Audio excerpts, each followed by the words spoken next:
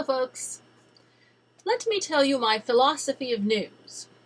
There's one pet peeve I have with these conservative talk show hosts, and that is, all they do is get on the air and bellyache, bellyache, bellyache, bellyache for 2-3 hours, and at the end, we're like, okay, yes, things are bad.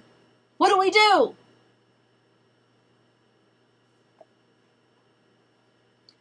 Crickets!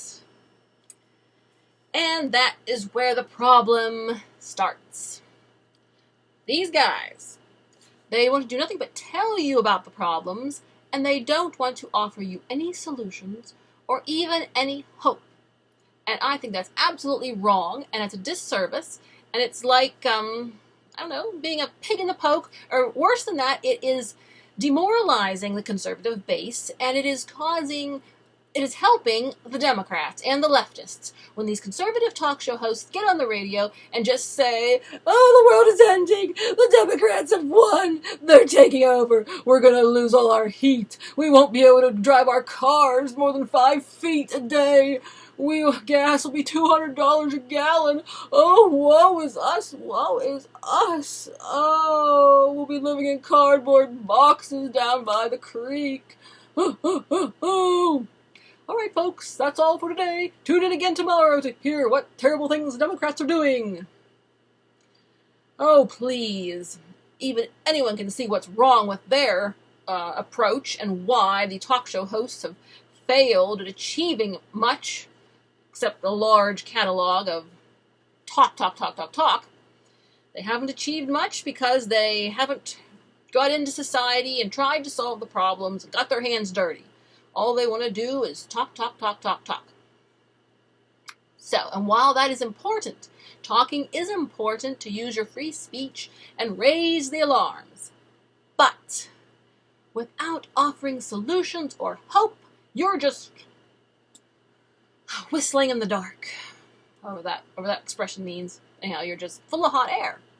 So that's my policy, is I feel that my videos, when I talk about something, I like to try to offer some hope, if not always solutions, offer ideas, things proactive. So you can progress and you can think there's something we can do, we can move forward, we can have hope. I like to solve problems. I don't like to just sit on a problem, because if you sit on a problem, you're just depressing yourself, and like I said, it's demoralizing the conservative base, and it is supporting the Democrats in their efforts. It's like being an Axis Sally or a Tokyo Rose, and we're not going to stand for that. So therefore, that's what I'm focusing on in my philosophy of the news. I'm focusing on being proactive. And if I report something that is negative, I'm also going to report hope and a solution, because see, here's the thing. It's hard to know what kind of a situation we're in. Because there's some people acting like, it's finished, we're done, we're all going to the gulag.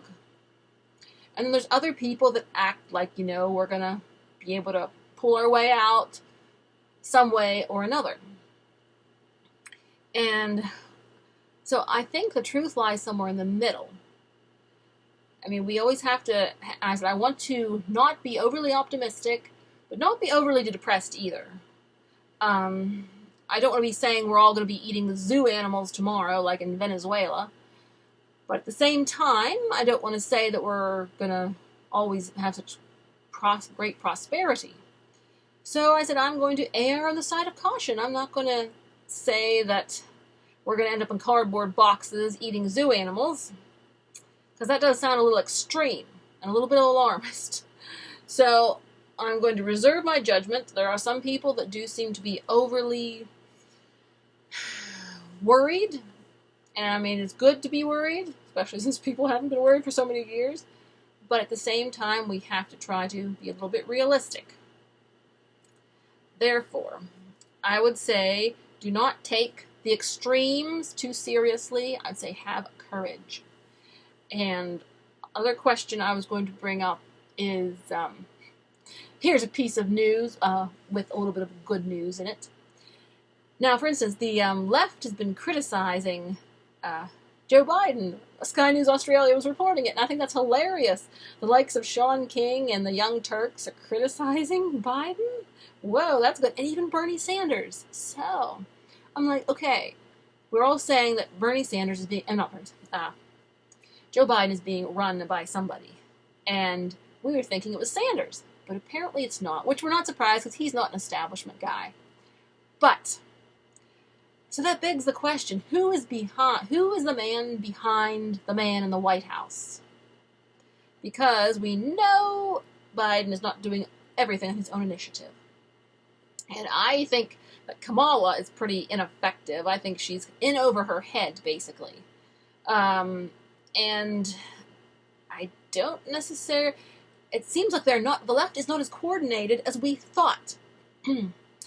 However, I think it's likely Obama behind Biden, but of course we knew there was someone behind Obama as well. And you'll say Soros, but with him, he reminds me, the story of him reminds me of like a Mannix episode where they were thinking there's some powerful guy they were going to get in to see that he never comes out, and here the story was he really had died and they just pretended he was still there to keep the power. That's sort of how I'm thinking about Soros at the moment. So anyway, so the fact that the Democrats are not as well organized as they pretend to be is a positive for us, because if they're not as well organized and coordinated with all their media people, and like I said, they're attacking Cuomo, they are getting disorganized, that is a good thing for the American people. Like I said, just think of how many times in the Bible did God turn the enemies of Israel on each other. Just think of how many times. And they fought each other and the cities were saved and things. So maybe the Lord is going to do that for us. He's going to have the left start fighting each other, and then we're going to come out with a better, freer country. So we'll see. But anyway, the point is there, I say, no bad news reporting without good news or a ray of hope to go with it. We'll say a spoonful of sugar to help the medicine go down. The medicine of life is that things are tough and things are ugly. But we always have faith. There's hope. Faith and hope. And that will be the spoonful of sugar that helps the medicine go down. God is in control, but that doesn't mean we can lean on a shovel and pray for a hole. So we've got to get out there and get a little elbow grease going ourselves. So times are dark, but we're not going to be fatalists. We are still here, so God still has something for us to do, and we're going to do our best to be a shining light and fight for freedom. All right, take care, and let freedom ring.